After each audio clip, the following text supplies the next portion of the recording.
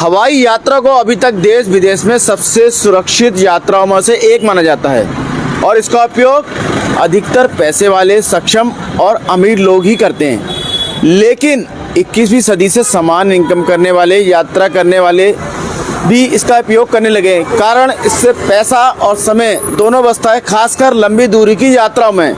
फिलहाल हम बात कर रहे हैं हवाई दुर्घटनाओं की, जिसमें देश के बड़े से बड़े अधिकारी, नेता, आर्मी ऑफिसर खो दिए हैं। भारत के 28 राज्यों में से एक उत्तराखंड के प्रमुख सर हल्द्वानी, आप सभी का स्वागत है। फिलहाल हम बात कर रहे हैं महाराष्ट्र के डिप्टी सीएम अजीत पवार की, जो एक कद्दावर नेता थे। 8 बार विधायक, 1 बार सांसद और 6 बार डिप्टी सीएम रह चुके हैं महाराष्ट्र के।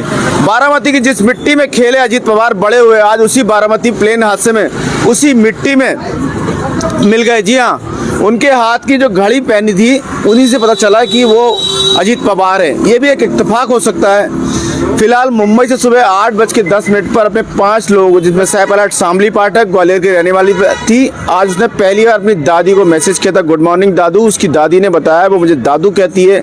दूसरे शख्स पायलट सुमित कपूर जेट उड़ाने के अनुभवी, उन्हें करीब 15,000 घंटे का अनुभव है। उन्हें मिस्टर भरोसेमंद भी कहा जाता है। फ्लाइट अटेंडेंट पिंकी माली, पीए विदीप यादव रहे।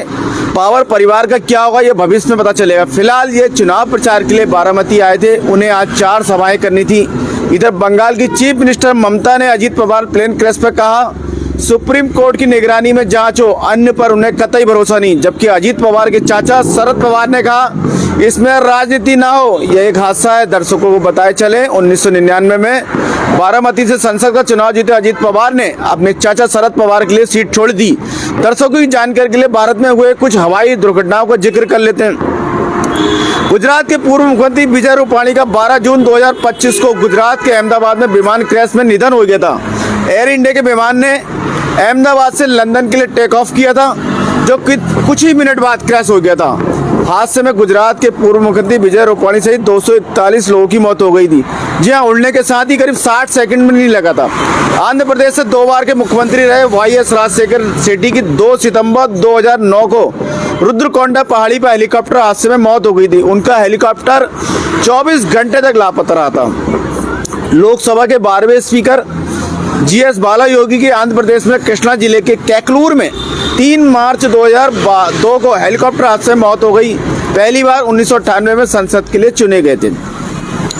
कांग्रेस के वरिष्ठ नेता और पूर्व केंद्रीय मंत्री माधवराव सिंधिया का 30 सितंबर 2001 को निधन हो गया था। वे उत्तर प्रदेश के कानपुर में एक रैली को संबोधित करने जा रहे थे कि खराब मौसम के कारण उनका निजी विमान मैनपुरी जिले के भैंसरौली में दुर्घटनाग्रस्त हुआ था। और सबसे बड़ी दुर्घटना, पूर्व प्रधानमंत्री इंदिरा गांधी के छोटे बेटे संजय गांधी का 23 जून 1980 को दिल्ली में प्लेन क्रैश में निधन हो गया था। उस समय वो मात्र 33 वर्ष थे और उन्हें इंदिरा गांधी का उत्तराधिकारी भी कहा जाता था। कि 2 सीटर विमान लेके उड़े थे और विमान उनका क्रैश हो गया था। ये बहुत ही देश में उस समय। इधर यूपी के गोरखपुर में यात्री एवं माल यातायात तथा आय में वृद्धि पर समीक्षा बैठक संपन्न हुई और इसमें बैठक में तीनों मंडलों के वरिष्ठ प्रबंधक, मुख्यालय के वाणिज्य अधिकारी वगैरह उपस्थित थे। बैठक में यात्री यातायात एवं आय में वृद्धि, माल भाड़ा यातायात में वृद्धि, माल गोदामों में सुधार एवं उन्नयन, एनआरएफ पॉलिसी के अंतर्गत स्थानीय व्यापारियों से कोऑर्डिनेशन कर विभिन्न योजनाओं के अंतर्गत रेल राजस्व वृद्धि पर जोर दिया गया।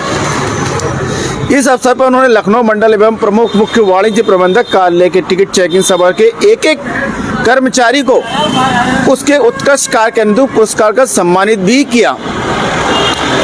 इधर दिल्ली सरकार ने मंगलवार को सूक्ष्म और लघु उद्योगों के लिए क्रेडिट गारंटी फंड ट्रस्ट यानी कि CGTMSE के साथ एक समझौता MOU पर हस्ताक्षर किए, जिसके तहत नए और मौजूदा सूक्ष्म और लघु उद्योग यानी MSE को 10 करोड़ रुपए तक के बिना गारंटी वाले ऋण उपलब्ध कराए जाएंगे। इस पहल को लघु उद्यमियों के लिए एक प्रोत्साहन बताते हुए मुख्यमंत्री रेखा गुप्ता ने कहा, दिल्ली क्रेडिट गारंटी योजना के तहत ऋण गारंटी शहर सरकार और केंद्र सरकार की संस्था CGTMSE द्वारा संयुक्त रूप से साझा की जाएगी। गुरुग्राम के 4 प्रमुख निजी स्कूलों को सुबह ईमेल के माध्यम से बम से उड़ाने की धमकी मिली।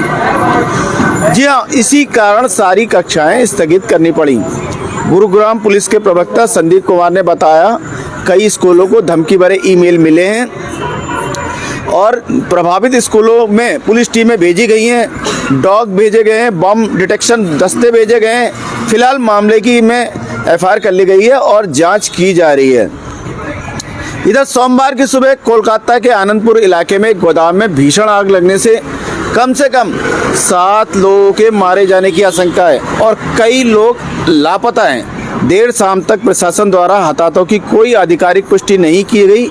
आनंदपुर के नाजिराबाद स्थित एक गोदाम में सुबह करीब 3 बजे आग लग गई थी। फायर ब्रिगेड ने आग पर काबू पाने के लिए दिन भर मशक्कत की। कुल 12 दमकल गाड़ियां मौके पे भेजी गई। यानी आप लगा सकते हैं आइडिया कितनी भयंकर आग रही होगी। इधर पश्चिम बंगाल में ममता बनर्जी ने सिंगूर में प्रधानमंत्री मोदी की 33,500 करोड़ रुपए की 1,694 परियोजनाओं के साथ चुनौती दी। कहा, मैं अपने वादे 100% निभाती हूँ। ममता बनर्जी ने घटाल मास्टर प्लान का भी उद्घाटन किया, जिसका उद्देश्य हर साल इस क्षेत्र में आने वाली विनाशकारी बाढ़ को रोकना है, जिसके लिए राज्य पिछले 10 वर्षों से केंद्र को पत्र लिख रहा था।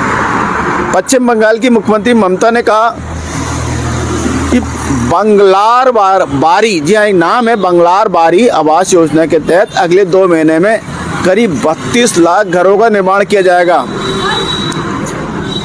अजीत पवार के विमान हादसे से देश अभी उभर नहीं पाया था कि जयपुर में एक और बड़ी हवाई घटना सामने आ गई है। दिल्ली से जयपुर जा रहा एयर इंडिया के विमान A1 1719 पहली कोशिश में रनवे पर लैंड नहीं कर सका। विमान में पंजाब के पूर्व उप मुख्यमंत्री और राजस्थान कांग्रेस के प्रभारी सुखजिंदर सिंह रंधावा भी सवार थे। सूत्रों के मुताबिक दोपहर करीब 1:05 पर विमान ने जयपुर एयरपोर्ट पर लैंडिंग का प्रयास किया, लेकिन रनवे पर टच होते ही पायलट ने स्थिति को असुरक्षित मानते हुए विमान को तुरंत वापस हवा में उठा लिया। इसे तकनीकी भाषा में अनस्टेबल अप्रोच बताया जाता है। रनवे कंडीशन या तकनीकी कारणों से लैंडिंग जोखिम भरी लग रही थी। इधर बात करें स्थानीय खबरों में आते हैं तो आज जिला पंचायत बोर्ड बैठक सर्किट हाउस में संपन्न हुई, क्योंकि कल हंगामा हो गया था। जिला पंचायत दीपा धर्मपाल और कई क्षेत्रों के क्षेत्र प्रमुख सदस्य जिला पंचायत और अधिकारियों के साथ बैठक में विभिन्न योजनाओं के संबंध में विचार रखे गए। और कल बताए चले, कल जो है भीमताल विधायक राम सिंह केड़ा जी वगैरह काफ़ी पंगेबाजी वगैरह हो गई थी या हंगामा हो गया था। इधर बरसत रंग फुहार होली गीतों के संग्रह का हुआ विमोचन। बुधवार को ओपन यूनिवर्सिटी के कुलपति नवीन चंद लोनी जी ने अल्मोड़ा निवासी डॉक्टर ललित मोहन जोशी की होली पुस्तक बरसत रंग फुहार का विमोचन किया। इस अवसर पर कुलपति ने कहा, उत्तराखंड की सांस्कृतिक धरोहर को सहेजने का प्रयास सराहनीय है। होली के अवसर पर यह एक पुस्तक सभी के लिए उपयोगी साबित होगी। इस पुस्तक में 100 होलियों को संग्रहित किया गया। इधर जहां एक तरफ पूरे यूजीसी के लिए आग लगी पड़ी है, देश में रिजाइन पर रिजाइन हो रहे हैं। इधर हल्द्वानी में बीजेपी अनुसूचित मोर्चा के पूर्व अध्यक्ष समीर आर्य ने पीएम मोदी का आभार जताया है। यूजीसी को लेकर आज उन्होंने सिटी मजिस्ट्रेट गोपाल सिंह चौहान को ज्ञापन भी सौंपा है। इधर हल्द्वानी में 31 जनवरी को शनिवार को आनंद बाग के देवी मंदिर में खिचड़ी का प्रसाद वितरण और दोपहर 12 बजे से संपन्न होगा। जी हाँ, आयोजक तनुज और कपिल ने अधिक से अधिक सहभागी बनने की अपील की है कि ज़्यादा से ज़्यादा लोग आएँ। इधर एसडीआरएफ को सूचना प्राप्त हुई आज सुबह की घटना है कि एक व्यक्ति खाई में गिर गया है। उस सूचना पर पोस्ट रतूड़ा से उप निरीक्षक आशीष डिमरी के नेतृत्व में एसडीआरएफ टीम आवश्यक रेस्क्यू उपकरणों के साथ घटनास्थल पहुंची और व्यक्ति को, जी हाँ, करीब 100 मीटर गहरे में गिरे व्यक्ति को विषम परिस्थितियों में उन्होंने रेस्क्यू किया और उसको बाकायदा सामूहिक स्वास्थ्य केंद्र अगस्तमुनि, जहाँ जो नज़दीकी हॉस्पिटल है, उसमें भिजवाया। 22 वर्षीय अरविंद राणा था, जो आपका गुप्त काशी का रहने वाला था। बिछड़ों को अपने से मिलाकर दून पुलिस ने बिखेरी मासूम चेहरे पर मुस्कान। सैलाकोई बाजार में 3 साल का बच्चा लावारिस हालत में घूमता हुआ पाया गया, जिसे सुरक्षा की दृष्टि से एवं परिजनों की तलाश हेतु चीता यूनिट द्वारा थाने लाया गया। बच्चों से प्रेम पूर्वक जानकारी लेने का प्रयास किया गया तो बच्चा अपने तथा परिजनों के विषय में कुछ भी नहीं बता पा रहा था। बच्चे परिजनों की तलाश हेतु सोशल मीडिया के माध्यम से तथा व्हाट्सएप ग्रुप के माध्यम से स्थानीय लोगों के बच्चों की फोटो दिखाकर प्रयास किया, जिसके परिणामस्वरूप बच्चे के परिजनों को तलाश कर साकल्स के परिजनों को सुपुर्द किया। इसी के साथ साथियों, आपको लोगों की खबरें कैसी लगे? जय हिंद।